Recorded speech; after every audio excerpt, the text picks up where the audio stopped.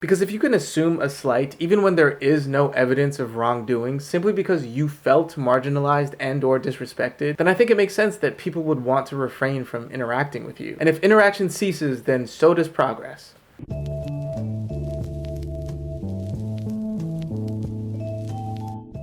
Alright, so I wanted to talk about something that happened to me a couple of months ago because I think it could potentially shed some light on the confusion surrounding the topic of microaggressions. Now, the title of this video isn't an original phrase that I came up with. There are plenty of articles and discussions online that seek to clarify and properly define this concept. And of course, there is a decent amount of backlash to the notion that microaggressions even exist. And so I just wanted to express my thoughts on the matter and highlight what I think the underlying issue is. Because ultimately, I do think this topic needs to be discussed. However, I'm not sure I can completely support how we've chosen to discuss it. Now, of course, this is just my opinion on the situation. And no, I'm not saying that to protect myself from scrutiny. So as always, if you disagree with what I'm saying, please feel free to let me know why. I only say this to reassert that I don't claim to have any answers, and that based on my own personal research and lived experiences, these are the conclusions that I've come to. But in any case, let's just get into the discussion. So a couple of months ago, I was doing some babysitting for my family, and just for some context, this part of my family lives in a predominantly white area. The area where they live is extremely right-wing and consistently votes red. Now, I don't say this as an indictment. I'm only trying to give an accurate representation of the type of area that I was in. Anyway, I was out for a run one morning when I came across a middle-aged man who was outside taking care of his truck. He was a pretty big guy. I'd say he was at least 6 feet tall and was probably over 200 pounds. He had on a camouflage hoodie, some jeans, some work boots, sunglasses, a backwards cap, and a large full beard. His truck was bright blue,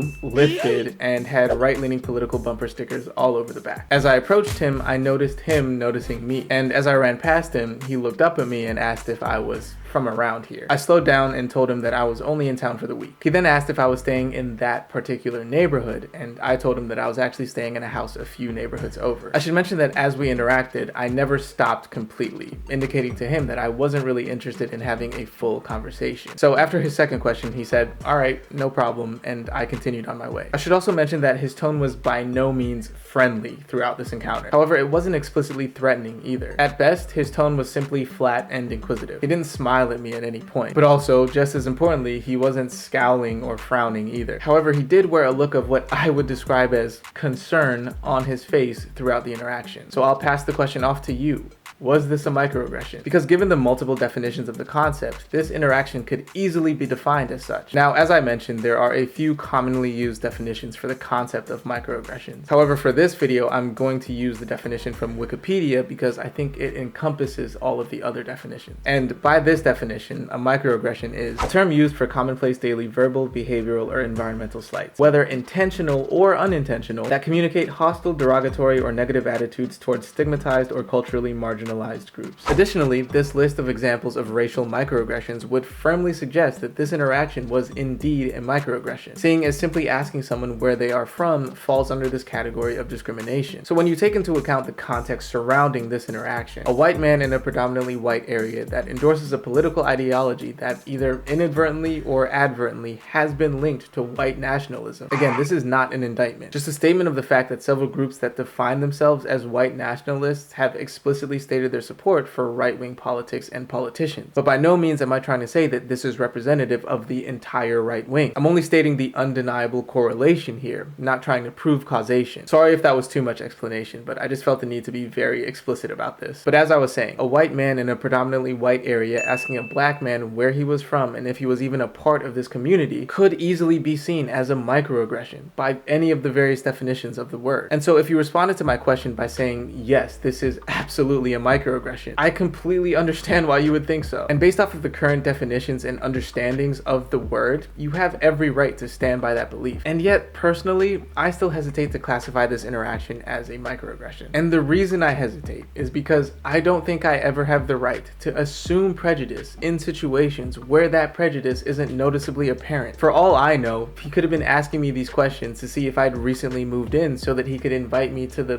bi-weekly neighborhood barbecue. I mean, he did look somewhat athletic, so maybe he was just looking for a running partner or someone he could watch the games with. So you can imagine what it would be like if you asked someone, "Are you from around here?" with that type of motivation, only for the response to that question to be, "Wow, you just committed a microaggression.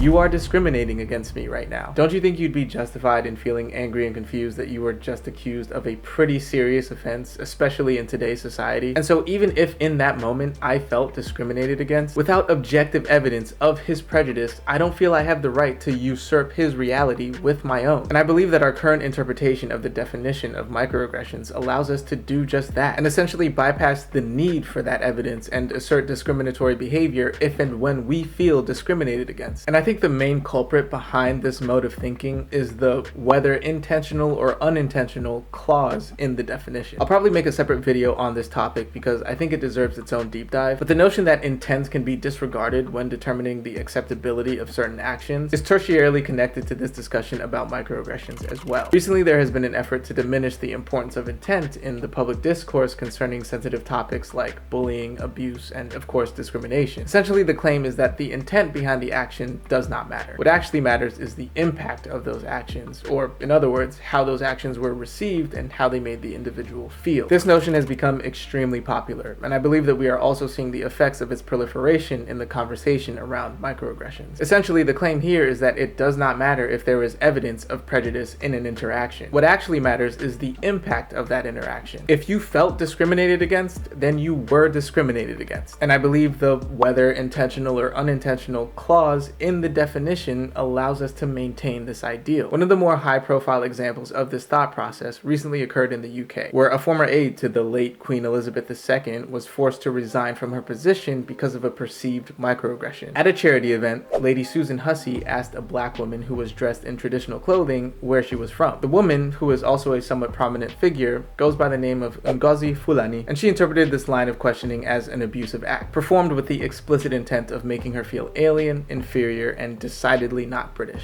Ngozi Fulani is a very eccentric character. Because Ngozi Fulani doesn't dress like your regular standard Westerner British person, Lady Susan took an interest in her and so went up to her and asked her, "Oh, where are you from?" But Ngozi Fulani took offense to this, not really answering her questions. So the Lady Susan was like, "No, where are you from? Like, where do you come from?" Meaning, obviously, like, what is your ethnic background? What is your heritage? Because you're clearly dressed like you arrived in England yesterday.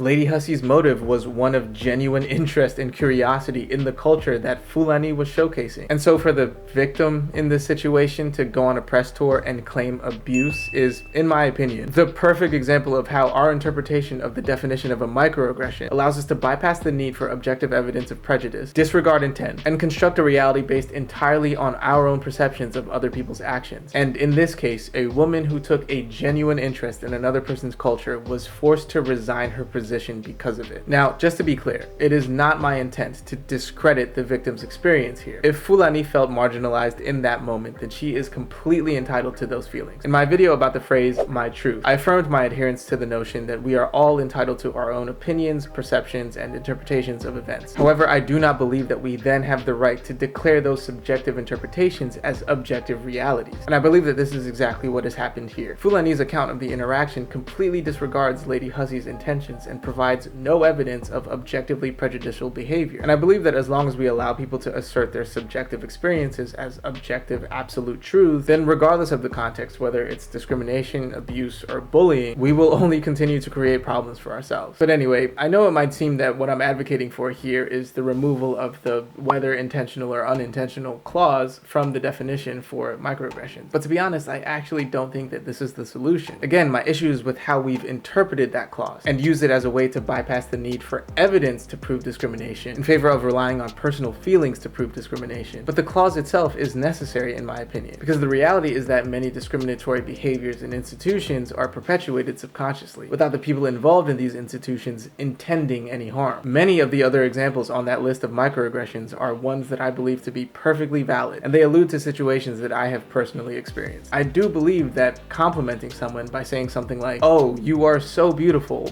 for an Asian woman, or "Oh, you are so well spoken," for a black man are indeed examples of microaggressions, because there is a clear and obvious denigration of an entire group of people based on a variety of inaccuracies and misconceptions, even though that denigration was not the intent of the speaker. And so when I read the whether intentional or unintentional clause in the definition of microaggressions, these are the examples that come to mind, because in these contexts the prejudice is on full display, even if it wasn't the intent of the speaker to perpetuate it. When I walk into a department store and get followed by a security guard, even though I've done nothing wrong, there is objective evidence of prejudice there, even if it's unintentional. When you tell me that I am so articulate for a black person, there is clear and objective evidence of prejudice there, again, even though it's unintentional. And just to be completely transparent, I have gotten a few comments from people telling me that I am so well-spoken and articulate. And I do have friends who have seen these comments and made jokes about how these are microaggressions. Now again, if you've been paying attention to this video, you know that in no way, shape, or form do I view these comments as discriminatory in any way. And I have nothing but gratitude for the people who took the time to leave those comments. But I felt the need to share this because even though I know that my friends are joking and they don't actually believe that people are being racist by leaving me this type of comment, the fact that that thought even crossed their minds just demonstrates how pervasive this way of thinking has become. I mean, it's gone to the point where a random white person telling a black person that they are articulate is immediately perceived as a potential slight, or even just flat out prejudiced behavior. And I just think that this mode of thinking does more harm than good for the very necessary discussion around microaggressions that I think undeniably needs to be taking place in this country. Because if you can assume a slight, even when there is no evidence of wrongdoing, simply because you felt marginalized and or disrespected, then I think it makes sense that people would want to refrain from interacting with you. Because you could take anything they say and twist it to fit your own personal narrative. And if interaction ceases, then so does progress. I mean, just imagine if you and I were having an argument, and throughout the discussion you were calm, collected, and allowed me to finish my points before you responded. Now imagine I turned around and publicly claimed that you were actually being disrespectful and antagonistic throughout the interaction. Don't you think you should have the right to objectively say,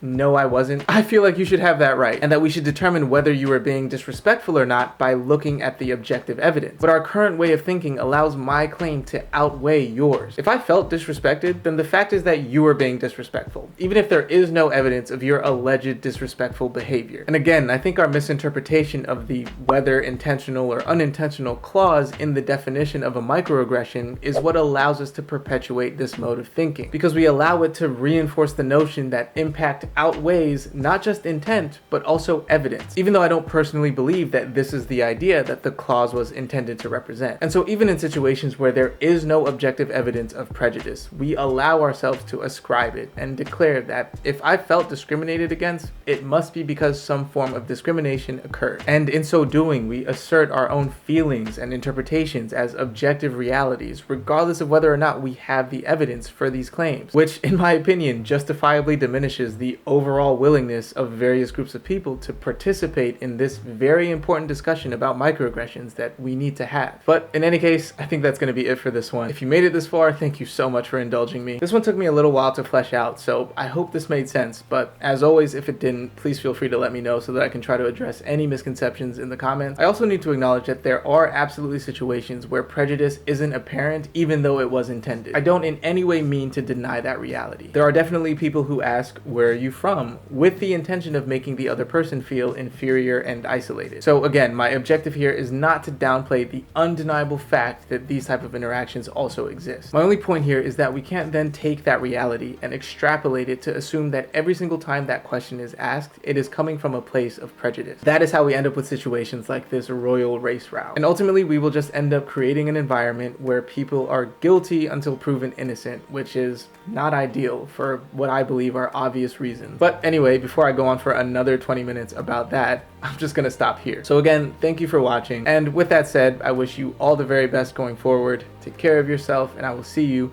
in the next one. Peace.